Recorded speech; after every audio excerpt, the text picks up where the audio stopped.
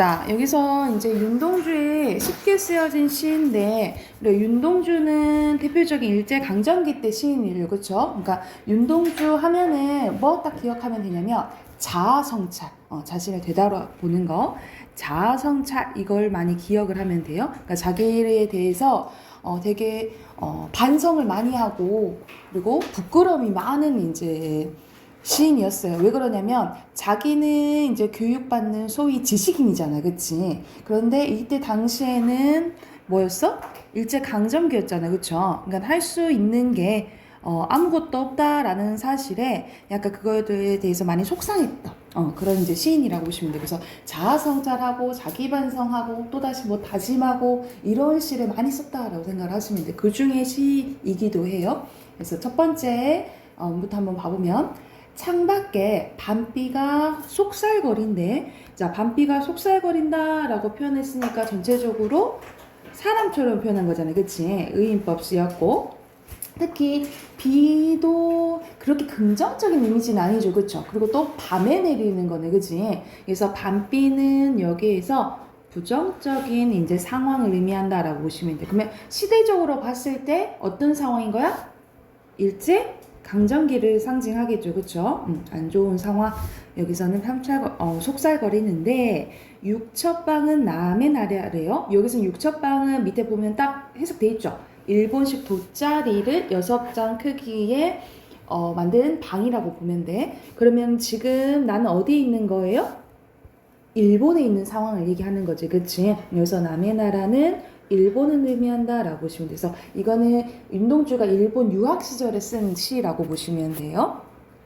시인이란 슬픈 천명이란 걸 알면서도 이건 시인이란 슬픈 운명이야. 왜? 일제강점기는 자기가 적극적으로 막 할 수 있는 건 없고 할 수 있는 건 뭐밖에 없어? 시 쓰는 것밖에 없잖아. 그래서 이제 슬픈 천명이라고 한 거야. 그래서 시인이란 슬픈 천명인 줄 알면서도 그래도 나는 뭘 해야 돼? 시를 적어야 되지. 그래서 한 줄 시를 적어볼까라고 얘기를 하는 거예요. 그래서 자기가 할 수 있는 게 시를 쓸 수밖에 없는 괴로움이 드러난다라고 보시면 돼요. 이러한 안 좋은 상황에서도 시를 쓸 수밖에 없는 괴로움이 나타나는 연이 이연이라고 보시면 되고, 땀내와 사랑내 포근히 품긴 보내주신 학비를 받아. 그러니까 여기서는 부모님 약간 어머니 뒷바라지가 있었거든요. 그래서 이제 일본 유학을 갈 수 있었다라는 거야. 그래서 여기서는 땀내와 사랑내 이런 것을 통해서 이제 가족의 희생, 가족의 사랑, 이걸 통해서 이제 유학을 갈 수 있었다라는 것을 알 수 있다라고 보시면 돼요. 그래서 대학 노트를 끼고 늙은 교수의 강의를 들어간대.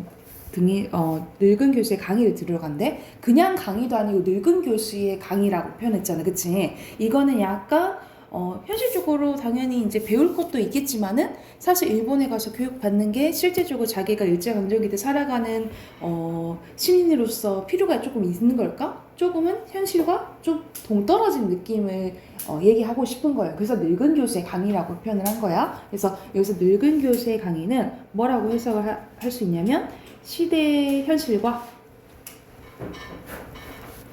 거리가 먼 이제 화자의 삶을 알 수 있다라고 보시면 돼요. 그래서 늙은 교수의 강의라고 이런 식으로 표현을 한 거예요.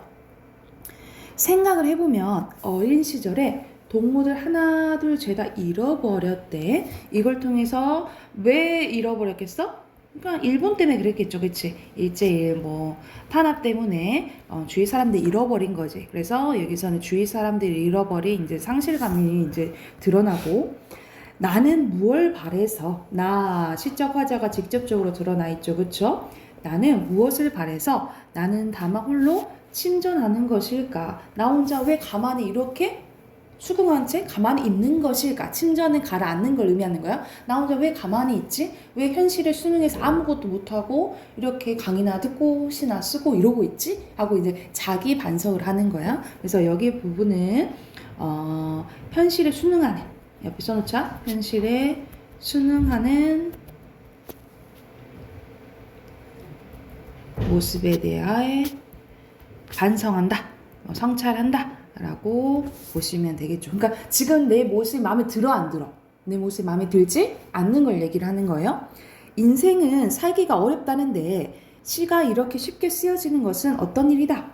부끄러운 일이다 라고 여기서는 화자의 정서가 직접적으로 드러났네요. 지금 이제 화자의 마음은 어떤 거야? 부끄러운 거야, 그치? 육첩방은 남의 나라래 창밖에 밤비가 속살거리는데 아까 이거 봤던 부분이지. 어디서 반복된 거지? 일연 나왔던 부분이잖아요, 그치? 여기서는 일연이 반복되고 근데 완전히 똑같이 반복됐어? 조금 변했지, 그치? 우리 바뀐 것을 뭐라고 하냐면 변주라고 해요. 그래서 특히 이거는 일연의 내용은 시대적 배경에 대해서 나온 거잖아, 그치? 이거 다시 반복된 이유는 내가 현실에 대해서 다시 한번 생각해보는 거를 언급을 한 거예요. 그래서 이 부분을 통해서 현실에 대해서 다시 한번 생각하는 부분이다 라고 보시면 돼요. 그러니까는 내가 지금 현실에 계속 안주했잖아, 그치? 수능했잖아. 그러지 않겠다라는 약간 마음의 변화가 이제 드러나는 거지. 그래서 등불을 밝힌다. 아까 전에 했는 그 실감적 배경이 밤이었잖아, 그치? 근데 등불을 밝힌대. 그럼 등불은 부정적인 거, 긍정적인 거? 긍정적인 거겠죠, 그쵸? 그래서 이 등불은 이 어둠에 대한 약간의 저항 의지라고 보시면 돼요. 등불을 밝혀 어둠을 조금 내밀고, 어둠은 일제 강점기를 의미하겠지, 그치? 시대처럼 올 아침을 기다리는 최후 날에. 아침은 어둠이 완전 밝아진 거잖아, 그치? 그러면 아침은 어둠과 완전 상반된 거죠? 그러면 결국 뭘 의미하는 거지? 일제에서 벗어나는 조국의 광복을 의미하겠죠, 그치? 조국의 광복 또는 독립을 의미한다 라고 보면 돼요. 기다리는 최후의 날이에요. 그럼 여기서 최후의 날은 아까 전에 현실에 추능하는 그런 날일까? 아니지. 달라진 날을 의미하겠죠, 그치? 여기서 나는 내가 바라는 이상적인 자, 그리고 아까 전에 성찰했잖아, 그치? 성찰을 통해서 좀 더 나아진, 성숙해진 나라고 보시면 돼요. 자라고 보면 돼. 그래서 나는 나에게 작은 손을 내밀었대. 그러면은 여기서 나는 긍정적인 나잖아, 그치? 앞에서 나는 부정적인 나였죠, 그쵸? 그러면 나는 나에게 작은 손을 내밀었대. 그러면 얘랑은 완전 같은 나는 아니잖아, 그치? 그러면은 내가 여기 앞에 있는 내가 긍정적인 걸까? 이게 긍정적인 걸까? 내가 나에게 손을 내밀었대. 그럼 누가 먼저 손을 내밀어야겠어? 긍정적인 게 손을 내밀어야겠지, 그치? 그러면 요게 이상적인 자아, 이게 마음에 안 들었던 현실적인 자아라고 보시면 돼요. 표시해 두시면 되겠죠? 이게 이상적인 자아, 요게 현실적인 자아. 작은 손을 내밀어 눈물과 위안으로 잡은 최초의 악수래. 악수했다라는 것을 둘이 뭐 했다 이 말이야? 화해했다 이 말이겠죠, 그쵸? 여기서는 두 자의 화해를 얘기하고, 그러면은 이거는 뭔 거야? 다짐인 거지. 나는 더 이상 현실에 안주하지 않고 그 등불 아침을 위해서 같이 노력하겠다 이 말을 하는 거죠, 그쵸? 그래서 화해는 고로 뭘 의미하냐면 현실 극복 의지를 의미한다 라고 보시면 돼요. 여기까지 필기해 두시면 되겠죠. 그냥 보면은 좀 어려운데 해석하니까 그렇게 어렵지 않지, 그치? 그래서 이렇게 윤동주는 반성을 많이 하고 다짐을 하는 시를 많이 썼다라고 기억을 해두시면 돼요. 옆에 핑크 넣어볼게. 자, 뭐가 내리는 날이야? 밤비지, 그치? 밤비가 내리는 날, 남의 나라에서 일본에서 머물고 있는 나고요. 자, 실적 화자의 정서와 태도는 직접적으로 나왔지. 네 글자 뭐지? 뭐 하다 그랬죠? 뭐다 했어 지금 나는? 그렇지, 부끄럽다 있지. 정서 부끄러움이에요. 그리고 태도는 성찰적, 의지적이라고 보시면 되고, 자, 현실에 저항하려는 의지를 상징하는 것은 뭐지? 등불. 그리고 희망찬 미래, 조국의 광복을 상징하는 것은 아침이죠. 그렇죠. 그리고 마지막 악수는 화해와 현실 극복 의지를 의미한다 했어요. 그리고 여기서는 시각적 이미지는 대비가 나와 있죠. 어두움과 밝음을 나타내는 것은 등불과 아침. 이라고 보시면 되겠죠. 여기까지 하고 옆에 41쪽까지 숙제를 해오시면 되겠죠. 41쪽까지 숙제를 해오시고 어저께 했던 거 소설 답 확인해 봅시다. 홍길동전 했잖아요. 그치? 홍길동전 107쪽으로 갑니다. 107쪽.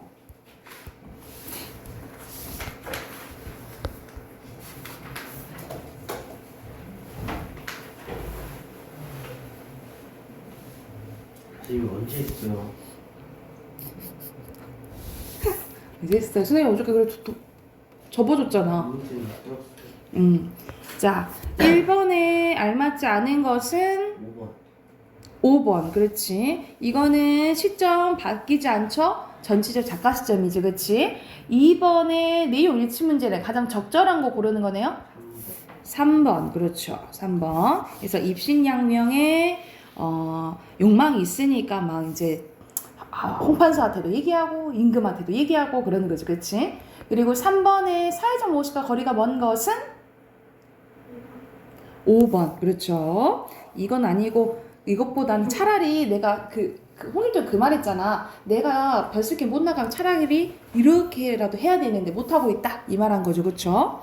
그리고 4번에 홍길동이 가정에서 갖고 있는 차별 두 가지는 첫 번째 106쪽의 첫 번째 문장에서 할 수 있어요. 첫 번째 뭐를 못해? 부형을 부르지 못한다. 뭐 더 자세히 얘기하면은 호부형을 하지 못한다 이렇게 쓰면 되겠죠. 형을 형이라 부르지 못하고 아버지라 부르지 못한다. 이게 풀었어도 되고. 두 번째 종들로부터 뭘 받는다? 그렇지. 천대를 받는다 라고 보시면 되겠죠. 근데 지금 어린이 귀찮아서 안 풀었을걸요. 내가 거기까지 친히 접어줬는데 내가. 이거 밑에만 안 풀었어요. 위에 안 풀고 귀찮았어요. 저 그거. 5번에 적절하지 않은 것은 4번 조력자 없지요. 얘 스스로 하지. 6번에 적절하지 않은 거 4번 공문을 또 내렸지. 말 안 듣고. 그지? 그리고 7번에 적절하지 않은 것은 2번이 홍길동의 죄를 가장하고 있는 거 아니고 자기 아빠가 자기 아들이 죄를 가장하겠니? 그지? 그리고 8번에 5번이죠. 그쵸? 이거 무슨 특징인데? 찍었어요. 정기적. 그렇지. 비현실적인 모습. 자, 어휘 봐볼게요. 저렇게 찍었다는 소리를 저렇게 너무 자신있게 하지 않냐? 자, 가로 봐보자. 공매, 세로, 공경. 그리고 가로에 천고, 천대. 아래 세로 천대. 그리고 3번에 세로 추호, 가로 호부 호역. 그리고 4번에 세로 서자, 가로 조력자. 그리고 5번에 그만 말하라고. 5번에 뭐야? 뭐가 없었다. 효험이 없었다. 그치? 6번에 스스로 책망하였다. 그치? 그리고 7번에 방작에 굴지 말라. 8번에 병법 이렇게 쓰시면 되겠죠?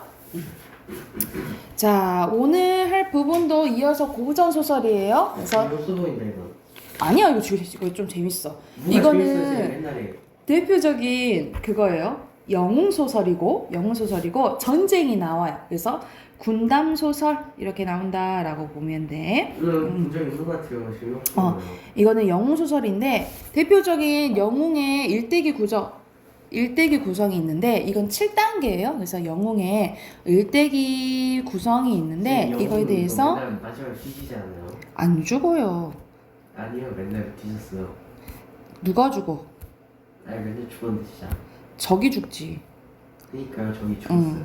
자, 영웅의 일대기 구성 7단계 여기다가 필기를 할게요. 자, 영웅은 어디서 이제 나온 거냐면 대표적인 영웅의 일대기적 구성은 대표적인 주몽신화에서 내려왔어요. 주몽은 너 선생님이랑 했잖아. 주몽신화 중에 주몽이 뭘 건국했니? 어디 있지? 너 그때도 그랬는데 주몽이 뭘 건국했죠? 고려. 아 고구려. 아니 고구려 아닌데.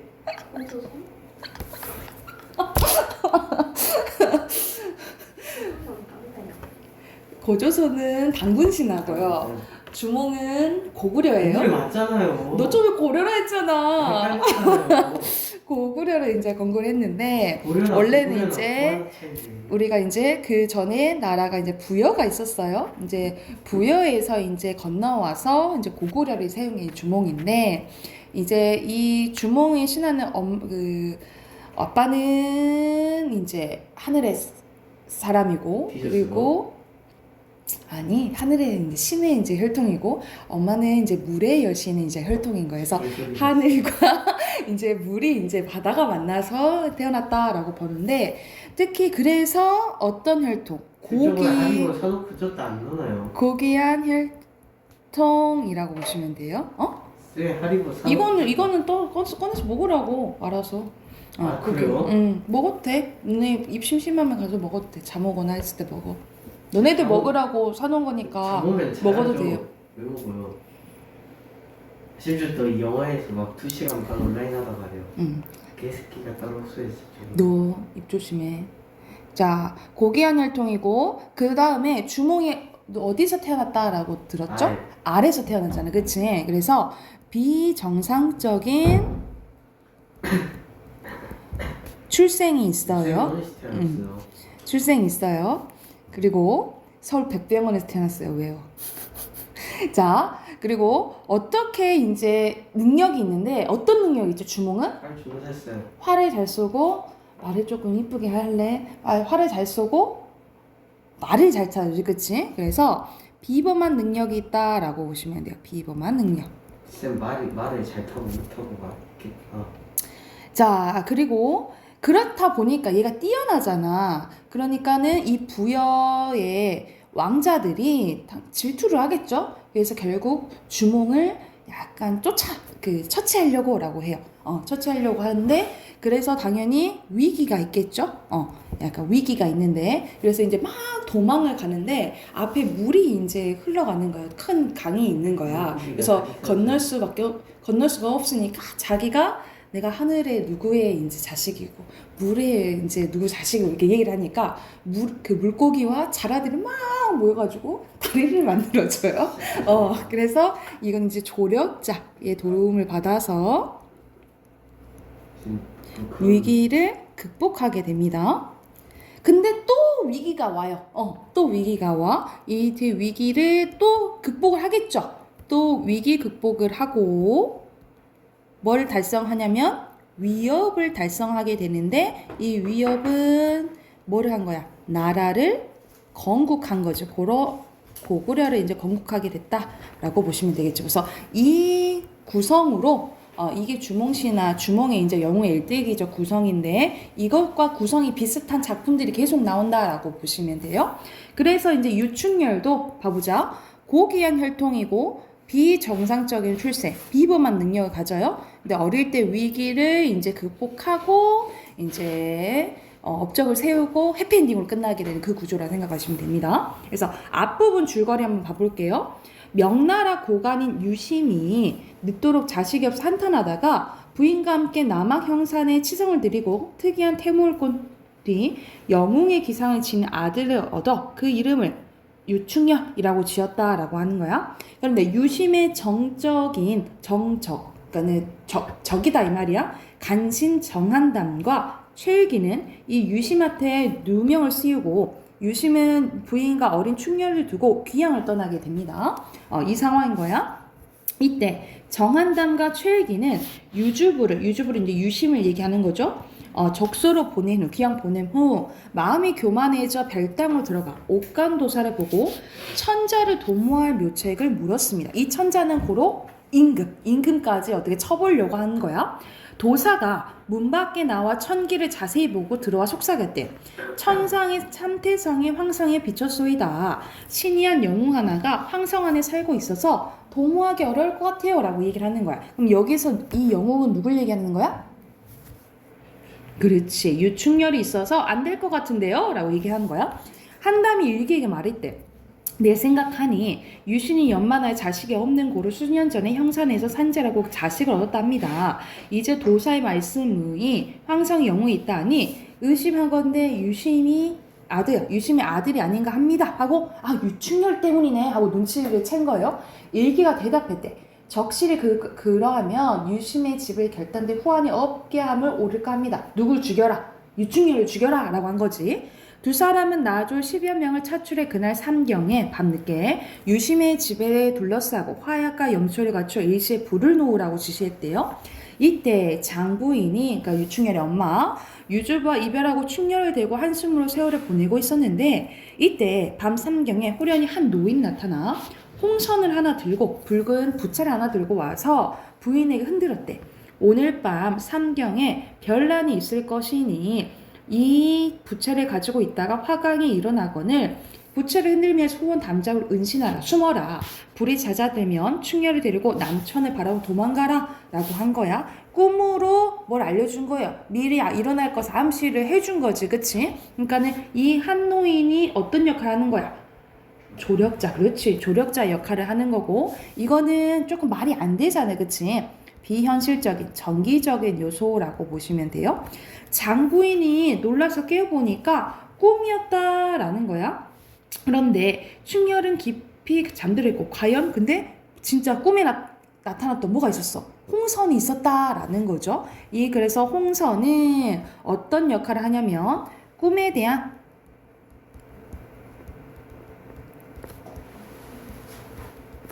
믿음을 가져다 주는 역할을 한다라고 보시면 돼요. 그래서 금침노의 노예권에 부채를 손에 들고 충렬을 깨워 앉히는데 사방에서 난데없이 불길이 치솟더라. 부인이 충렬의 손을 잡고 홍선을 흔들면서 담장 밑에 은신하니 어찌하니 만극하겠냐 이 말인 거야. 그래서 진짜 꿈에서 얘기했던 게 진짜 일어났던 거지, 그치? 그래서 어찌하니 만극하겠냐라고 여기서 일부러 서리법이 쓰였고, 여기서 서술자가 개입해서 얘기해주는 부분이에요, 그쵸? 그래서 어저께 했는데 서술자가 개입해서 얘기해주는 부분을 뭐라고 한다 했지? 기억하나요? 자, 서술자가 개입하는 부분을 뭐라 하냐면 편집자적 논평이라고 해. 그래서 우리가 고전 소설에서는 이 편집자적 논평이 어디 쓰였냐 라고 묻는 문제가 많이 나와요. 그래서 어디 부분 썼는지 이제 알아두시면 되겠죠. 불길은 일시에 온 집안에 집어삼켜서 재만 남기더라. 충렬을 안고 샛길로 나와서 남천을 바라보며 가없이 끝없이 도망가는데 신세가 비차에 눈물 앞을 가렸대요. 한편 정한당과 최익이는 유심의 집에 불을 넣고 모두가 죽었거니 하고 안심하고 기뻐서 어쩔 줄 몰라 하더라 라고 하는 거지. 그러니까 유심의 이제 와이프와 부인과 그리고 누구 유충렬이 죽은 줄 알았다라는 거죠, 그렇죠? 이어서 넘겨봅시다.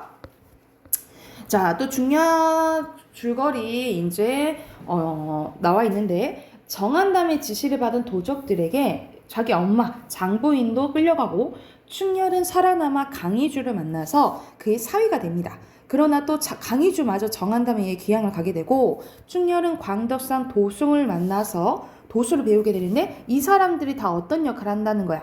조력자 역할을 한다는 거죠, 그렇죠? 이후 정한담이 남적과 북적과 중국조가 결탁해서 천자를 공격하자 왕을 공격한 거예요. 이를 당해내지 못한 천자는 항복하려 하고, 그때 충렬이 나타나 문걸의 목을 베고 천자를 구하게 됩니다. 충렬은 천자로부터 원수의 직위를 받고 군사를 이기게 됩니다. 그래서 원수라고 나오면 이건 직위 이름이야. 그래서 유원수 하면 이제 유충렬을 얘기한다라고 보시면 돼요. 충렬이 청명하고 명령을 잘 듣고 물러나오니 남은 군사가 불과 1,200명이라 천자는 3층단에 앉아 하늘에 제사를 하고 임금을 끌어내어 충렬에게 준 후에 대장 사명기의 친필로 대명국 대사마 도원수 유충렬이라 써주었대. 요 도원수라고 이제 임명을 한 거죠. 원수를 사은하고 진법을 시험할 때 상사 일자증 치고 군중에게 호령했대. 남북 적병이 억명명이라도 나 혼자 당하려니와 너희는 항우를 잃지 말라. 이 대형을 잊지 말라고 한 거야. 원수가 말하자 적진 가운데 문거리 죽음을 보고 일찍이 진동에 서로 나와 싸우려 했다. 막 이제 같이 막 싸우려는 이제 이런 마음이 막 모여진 거지. 특히 삼군 대장 최일기가 분기를 이기지 못해 백금툭을 쓰고 장창 대검을 좌우로 갈라들고 적재말에 책질한 나는 뜻 달려 나왔다라는 거지. 적장 유충렬아 바삐나와 죽어라. 원수는 장대에 있다가 바삐 말을 듣고 바삐나 응성했대요. 정한다면 어디 가고 너만 어찌 나왔느냐. 너희 두 놈의 간을 내어 우리 부모 영이 전에 재배하고 드리리라. 왜냐면 부모의 완전 원수잖아, 그지?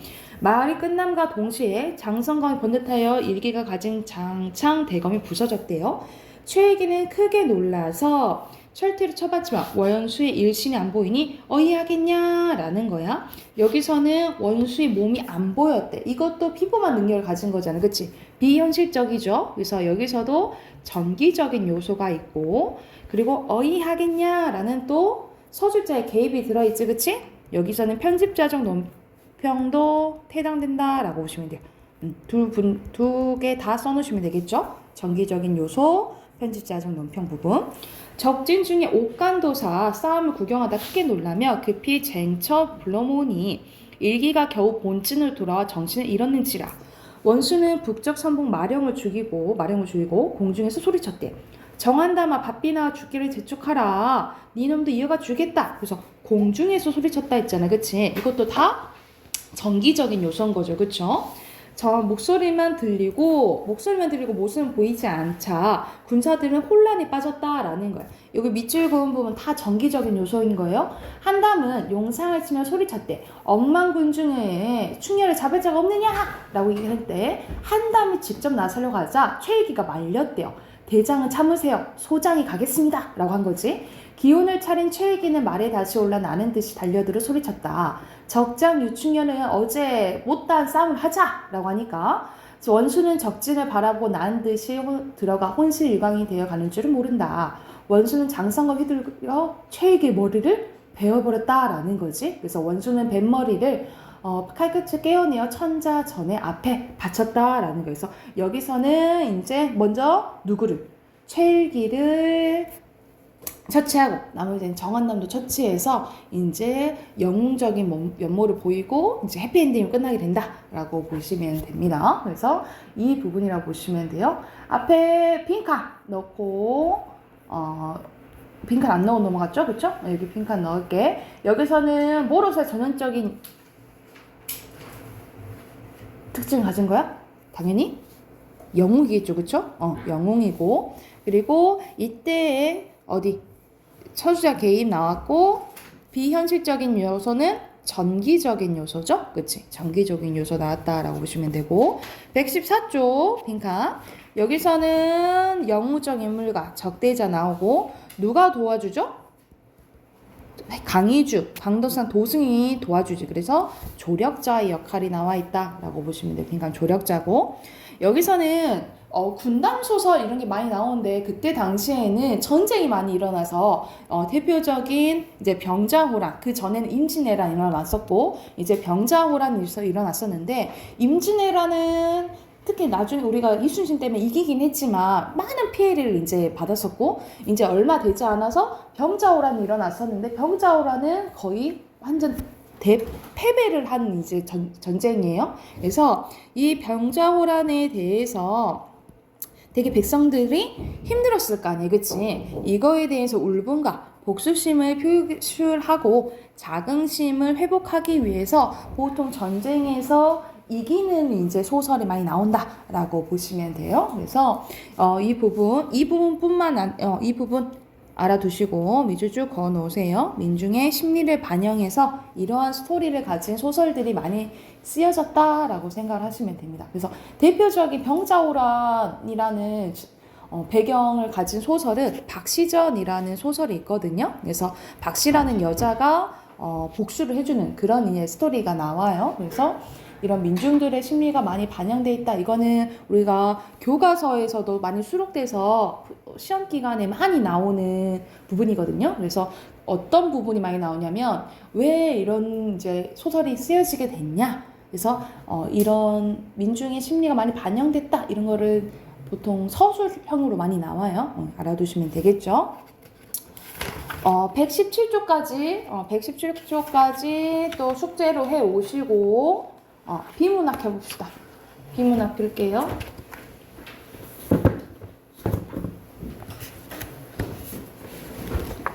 오늘 7대2 할 차례인데,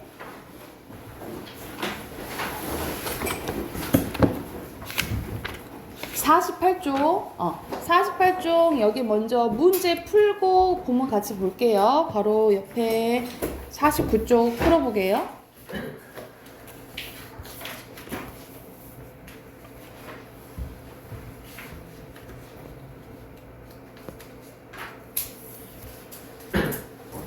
집에서 풀었는데.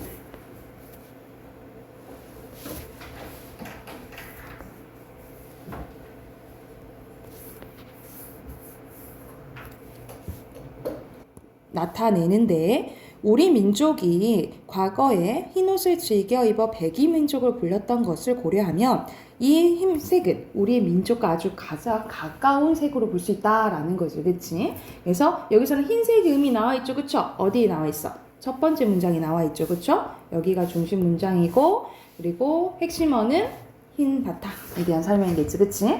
태극기의 정 가운데 붉은빛과 푸른빛으로 구성된 문양을 태극문양이라고 하는데, 이것은 음과 양의 조화를 상징하는데, 붉은빛은 양을, 푸른빛은 음을 상징합니다. 이는 우주의 만물이 음양의 상호작용에 의해 생기고 발전하는 대자연의 진리를 형상화한 것, 눈에 보이건 표현한다라는 거지. 그러니까 우리가 동양에서는 음과 양 이런 것에 대해서 중요시하잖아요, 그렇죠? 이것을 이제 나타냈다라는 거죠. 그래서 마지막 문장이 음이니까 여기가 중심 문장이고, 핵심어는 태극문양의 의미인 거죠, 그렇죠?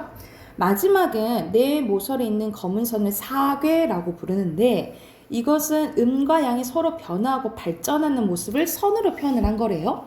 왼쪽 위에 있는 것을 건괴, 그리고 이것은 하늘을 상징하고요.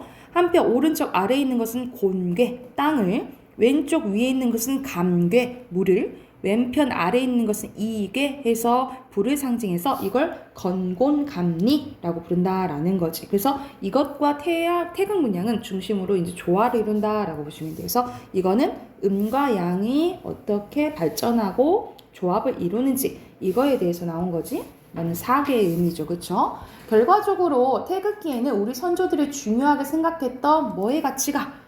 조화의 가치가 남겨져 있다라는 거야.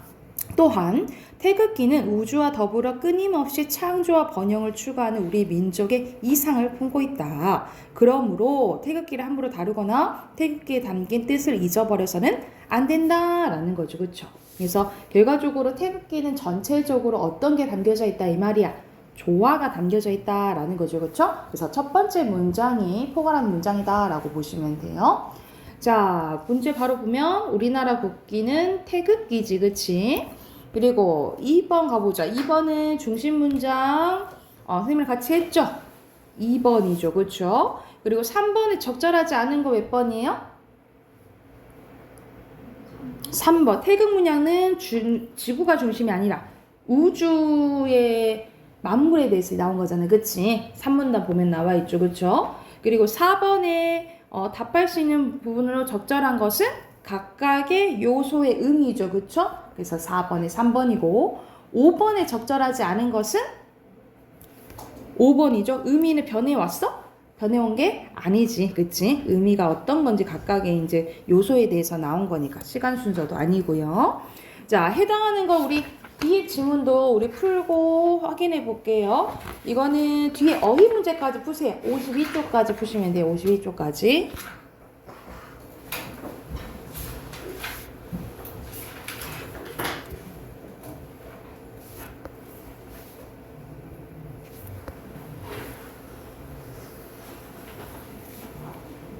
같이 한번 봐봅시다. 두 번째 거.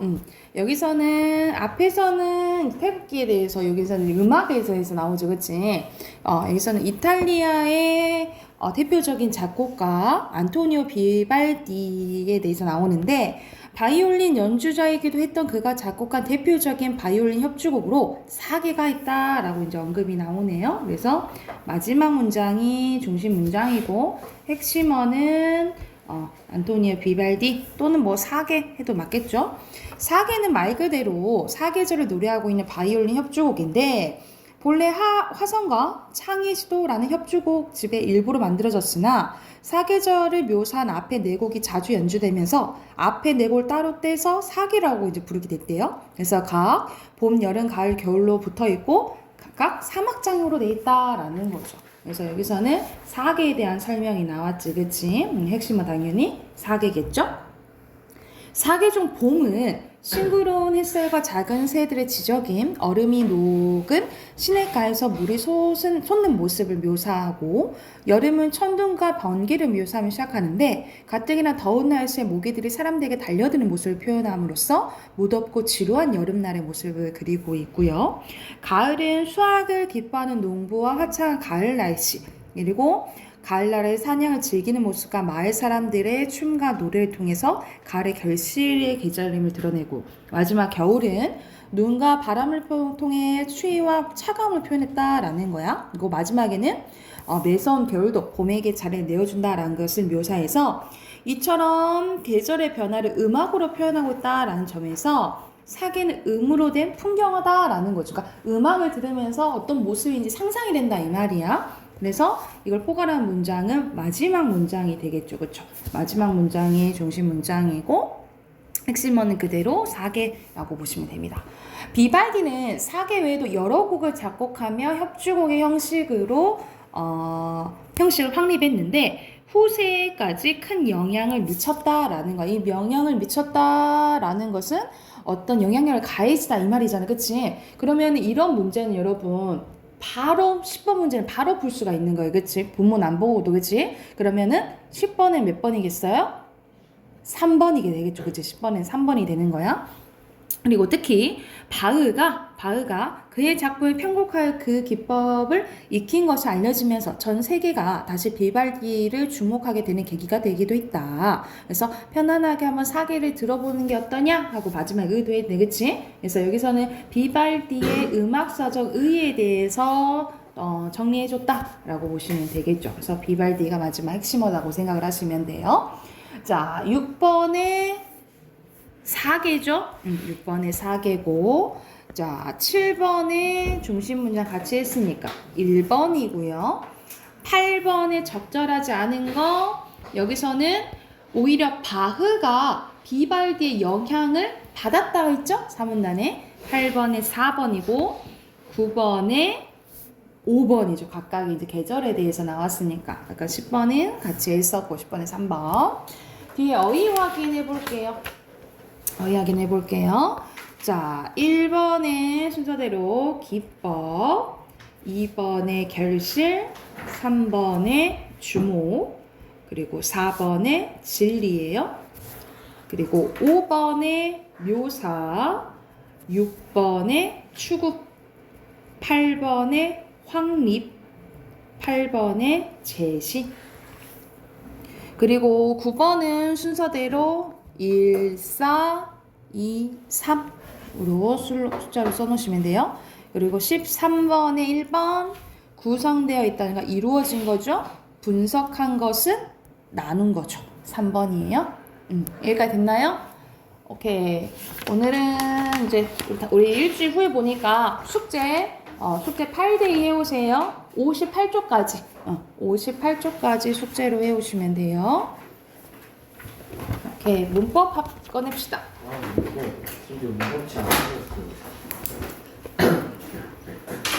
거짓말하지 말고 빨리 꺼내. 거짓말하지 말고 빨리 꺼내. 왜 문법책만 안 가져오니? 아니 책 2개.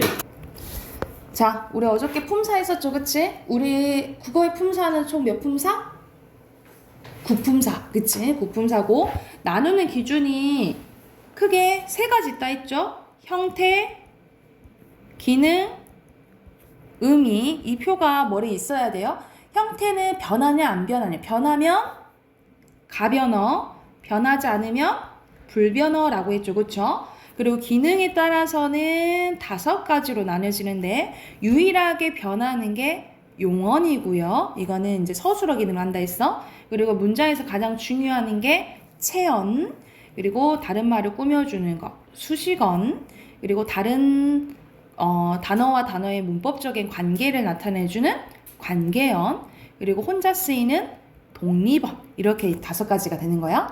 그래서 2가지, 5가지, 9가지. 이 체언은 이제 오늘 배울 자 뭐가 있냐면 명사, 사물의 이름을 나타내는 명사, 명사를 대신하는 대명사, 숫자를 나타내는 수사가 있어요. 그리고 수식어는 다른 말을 꾸며줘요. 체언을 꾸며주는 관형사, 또 다른 것을 다 꾸며주는 부사가 있고요. 그리고 관계어는 뭐가 있냐면 유일하게 조사가 있고요. 그리고 독립어는 감탄사. 그리고 용언에는 2가지 움직임을 나타내는 동사, 그리고 상태나 성질을 나타내는 형용사, 이렇게 구품사예요. 그래서 이걸 이제 자세히 해볼 거야. 김민준 책 펴야지. 42쪽이에요.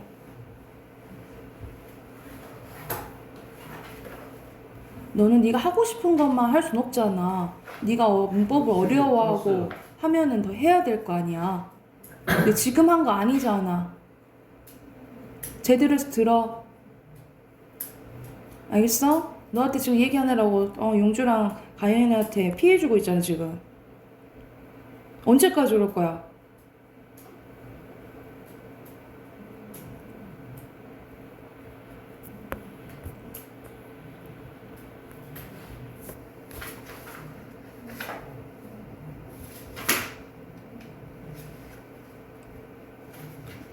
내가 개인적으로 1대1로 지금 과외하는 거 아니잖아. 그치? 혼자 할 줄도 알아야지 이제. 알겠어? 더 이상 잔소리하게 하지 마.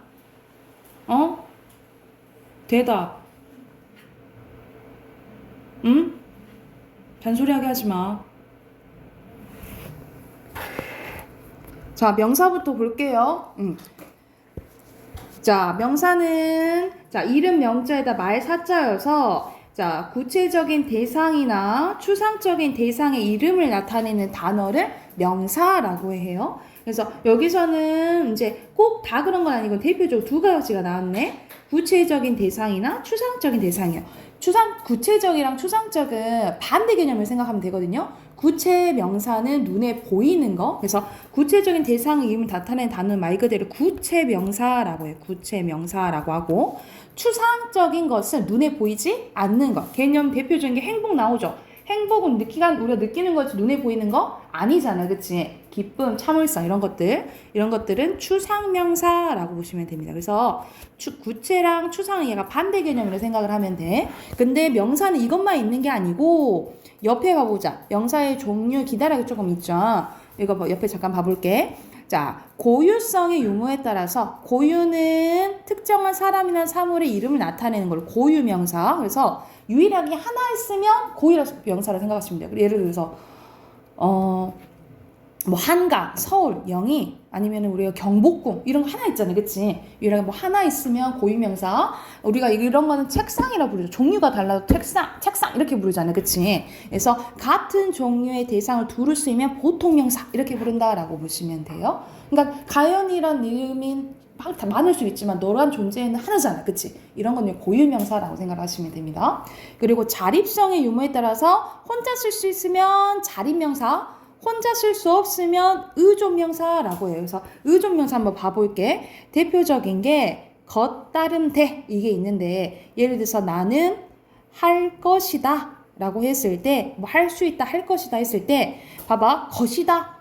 혼자 못 쓰이잖아. 그치? 이 할이라는 수식을 받아야지 쓸 수 있는 명사인 거예요. 그래서 이런 것을 의존명사라고 한다라고 보시면 됩니다. 그래서 명사의 종류에는 첫 번째 고유성 유무에 따라 고유명사, 보통명사, 그리고 자립성 유무에 따라서 자립명사, 의존명사, 그리고 눈에 보이는 구체명사, 추상명사 이렇게 생각을 하시면 돼요.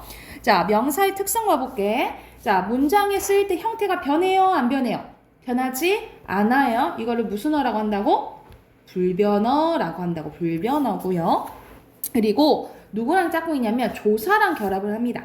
조사와 결합을 해서 문장 안에서 다양한 기능을 한다라고 보시면 돼요. 그래서 가랑 합쳐지면 주어 역할을 하는 거고요. 르를 합치면 목적어 역할을 하는 거고요. 그리고 아기이다 이런 식으로 서술어 기능을 할 수도 있고요.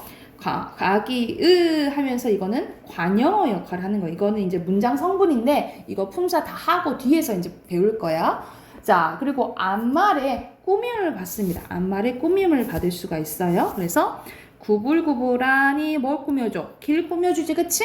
그리고 허니 뭐 꾸며줘요? 책 꾸며주지? 이런 식으로 앞말에 꾸밈을 받을 수 있는 게 명사다라고 생각을 하시면 됩니다.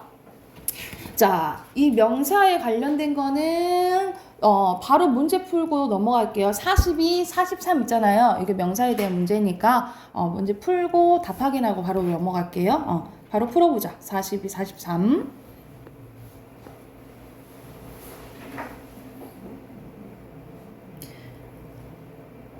민준아, 그거 네가 지금 푼 게 아니고 전에 풀어놓은 거잖아. 확실히 맞는지 확인하고. 다 채워져 있어?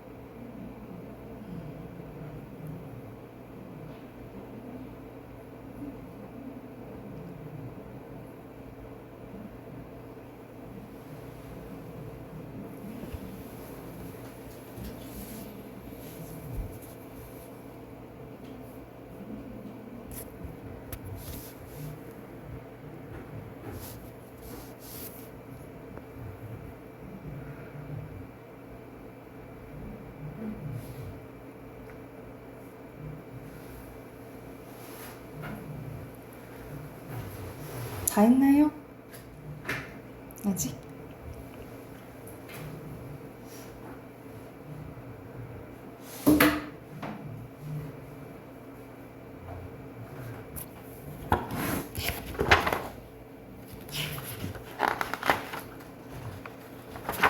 자, 바로 답 확인해보자. 1번 봐볼게요. 42쪽. 명사는 문장을 쓸 때 고정된 형태로 쓰이냐? 이건 형태가 안 변하냐 물어보는 거야. 맞죠? 그치? 그리고 2번에 모든 명사는 구체의 명사요? 아니죠? 추상명사도 있죠? 그리고 3번에 명사는 예쁜, 헌, 동생과 같은 말에 꾸밈을 받을 수 있죠? 그리고 하늘, 사랑 이런 거는 조사 결합하지 않아요? 하늘이 사랑과 이렇게 결합할 수 있잖아. 그치? X죠.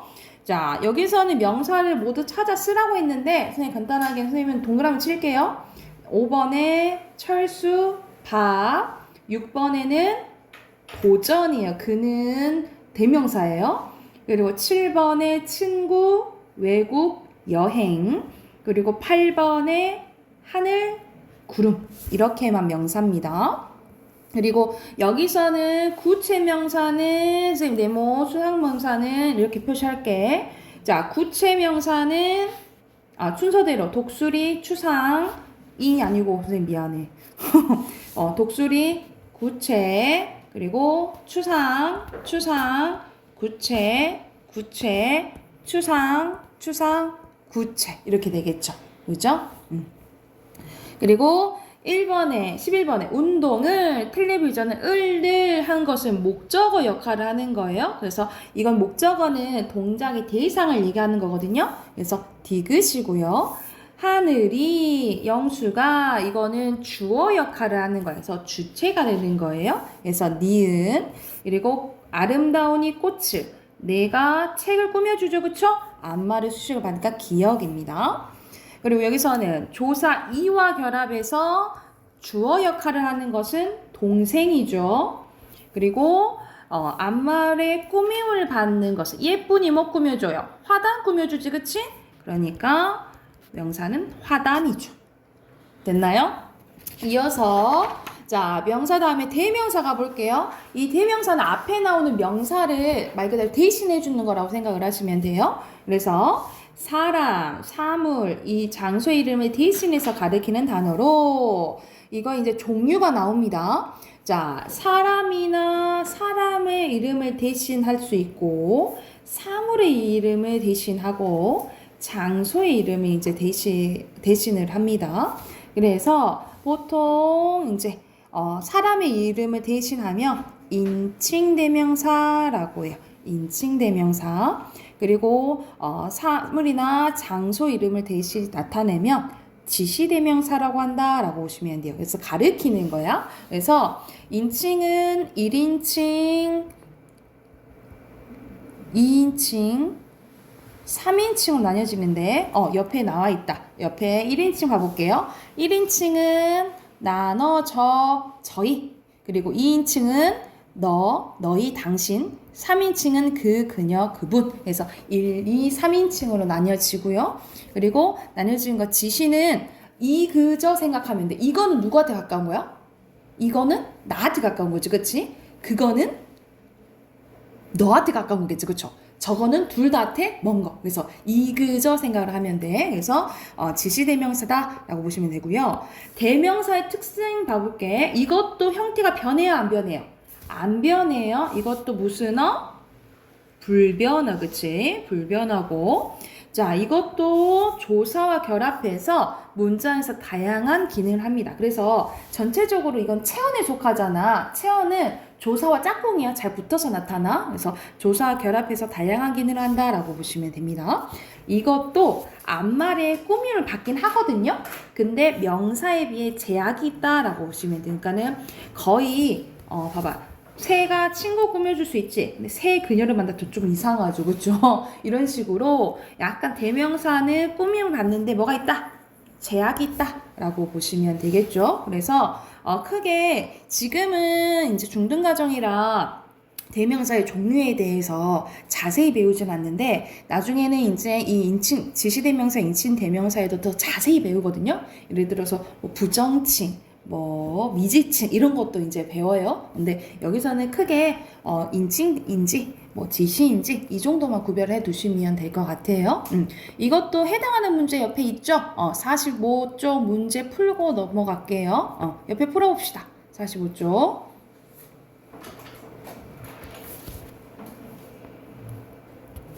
자, 바로 확인해 볼게요. 1번에 사람이나 사물의 이름을 나타내는 게 아니라 이름을 대신해서 나타나는 게 대명사죠. X예요.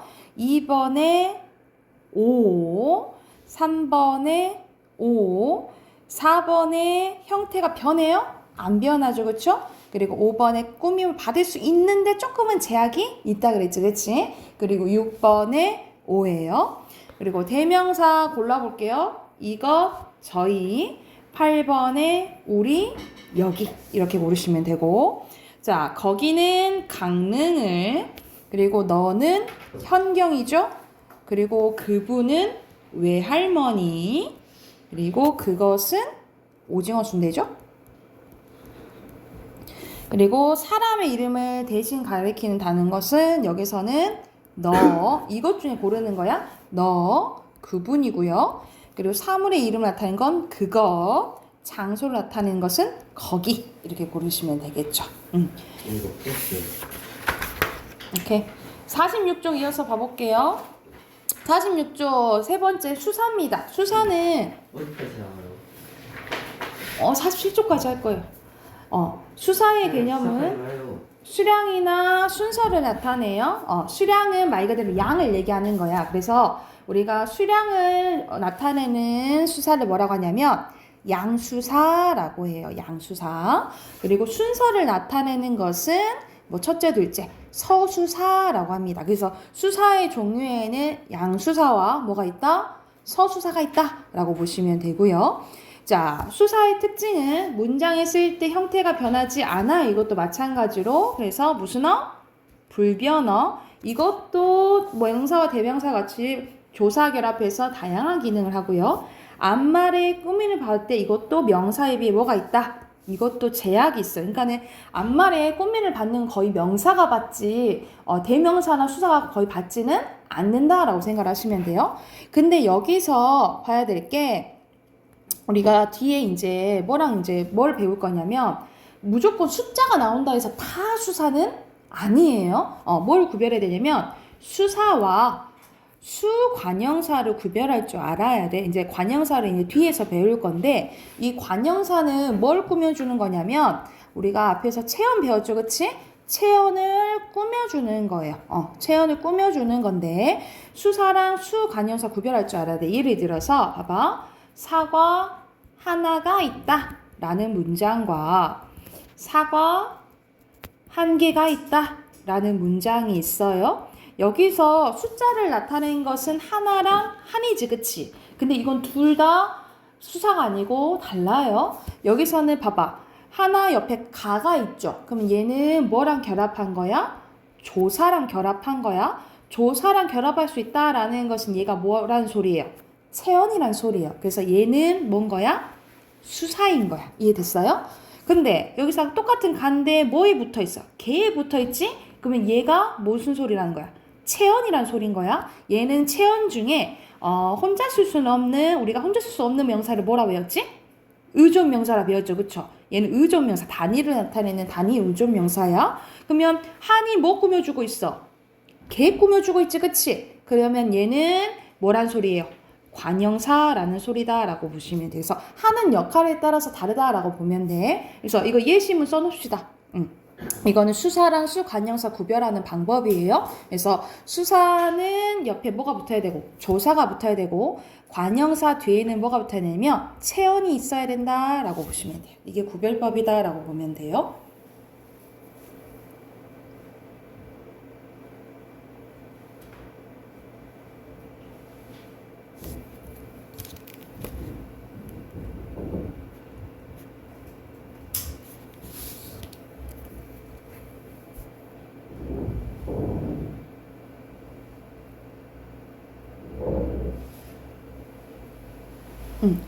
됐나요?